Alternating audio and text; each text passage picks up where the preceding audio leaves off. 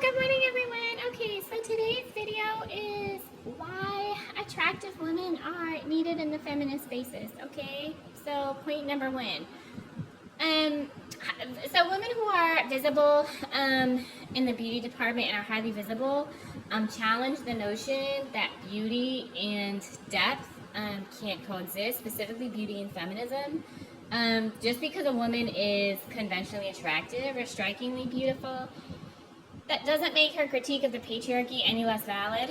In fact, it can make it even more powerful because our perspective when talking about these things are very needed.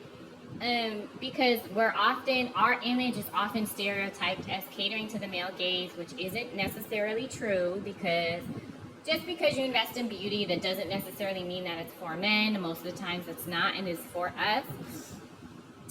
One of the reasons why I even created this channel was because a lot of people have the assumption that women who invest in beauty, are a certain type of way, and it's like, that's not necessarily true. Now, I want to say this part delicately, not even delicately. There are women who are conventionally attractive, who are male-centered, and who do center men. I don't got nothing to do with those bitches, okay? This channel, this is a Divesting from Men channel. This channel is for women, femmes, and non-men. A safe space, especially for those of us who are beautiful, hyper-visible, and confident, and are not afraid to claim our space, okay? So that's our first point. Second point. We dismantle, I kind of already alluded to this, but that women who invest in beauty are airheaded or vain. Oftentimes, even in spaces that are like academic or what have you, as somebody who's in college and who is educated and articulate, women who are conventionally attractive or invest in their beauty are sometimes we're unfairly judged as being as either less smart or sometimes in certain instances maybe even less capable, and that's obviously not true. Third reason, women who are attractive, we have a unique experience in that, especially those of us who are hyper visible or highly sought after, lustfully or physically by men, as well as the jealousy and envy conversation. I'm going to talk a lot about that too, female jealousy and envy. Look out for that in the future. But it's almost like this sort of almost like being hyper visible, but also at the same time not really being seen for who we truly are. You know what I'm saying? We're lusted after, but never really truly seen or loved. And so so that's another point. Point number 4. Point number 3. Point number 4 is when someone is hyper visible, and I just kind of noted this too, it's not the same thing as necessarily being respected. Point number 5. There is a notion that people who are attractive are privileged, and because that they are privileged, that our voices are somehow less important in the feminism conversation. Especially it's like, she's attractive, she looks like a Barbie doll, she's vain, she's vapid, and then we're dismissed, right? That's kind of the double-edged sword. As the more you ascend in beauty, and when I say ascend in beauty, I'm not saying that beauty is a hierarchy, right? There's no one way to be beautiful. However, because society operates the way that it does, there are certain women that are, we stand out, and we're hyper visible, and that's not necessarily intentionally either. I used to be a shy girl. As I got older though, and really grew into my womanhood, I started to be more, I started to just know my worth and be confident, because there's only one of me, and why not, right? And so that's another thing too. Hyper visible women were impacted by misogyny, violence, and control. It's just sometimes it can sometimes look differently because we're so sought after by men, right? And so that's another thing too. Point number 6 is that other women who are hyper visible are going to be more likely to relate to my life experiences. This channel,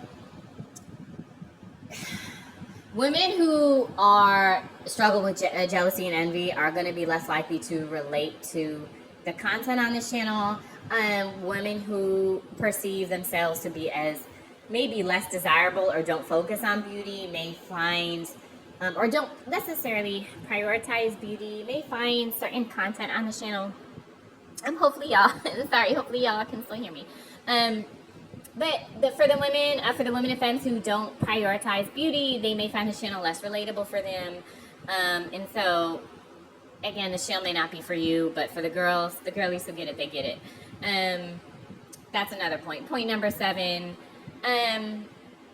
As women who are highly sought after, are highly desired, and are prized by the male gaze,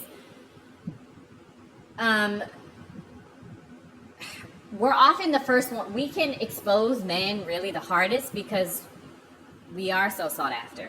In this video, I want to keep on point, but when men seek after you a lot or lust after you a lot of the times you find that these men may be partnered or in some cases even married.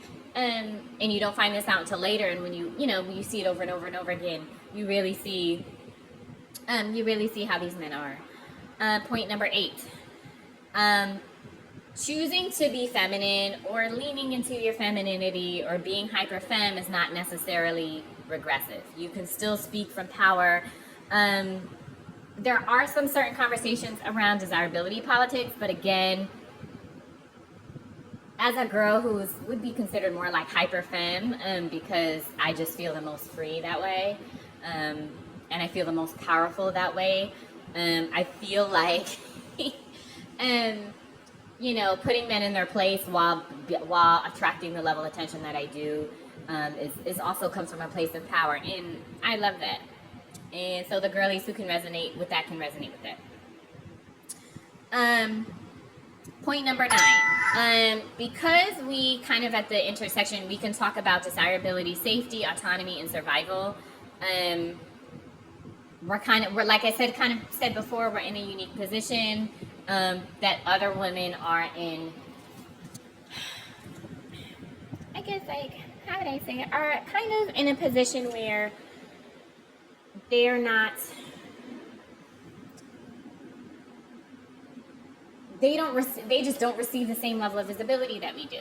So we're in a unique position to speak about it. We're hyper visible, and also kind of, and I have mentioned this kind of to other people, but women who are highly attractive and women who are strikingly beautiful can be some of the most vulnerable to men, to the patriarchy in general.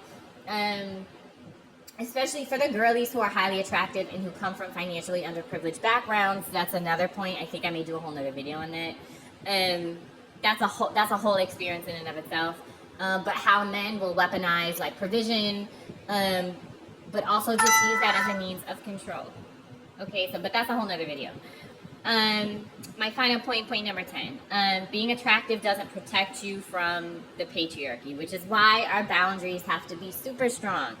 If you're a woman that's hyper visible and gets a lot of attention, your boundaries have to be like the Iron Maiden. Okay, you gotta put Superwoman to shame. Okay, because any man that is on a dating app, on Instagram, in your vicinity, he's going to try you. If you give him a chance, he is going to try you. If your boundaries aren't super stern, he's going to try you. If you're hyper visible and your self-esteem or self-confidence isn't where it should be, men are going to sniff that out and they're going to try to take advantage of you. They're going to try to abuse you. And if you're highly attractive, this happens times 10, okay? So again, you really have to have, you gotta be super girl, super woman, Iron Maiden, and just not take no shit, okay? So that's the final point number 10. I'll see y'all next time, maybe next week. Stay safe this summer. All right, y'all. Bye.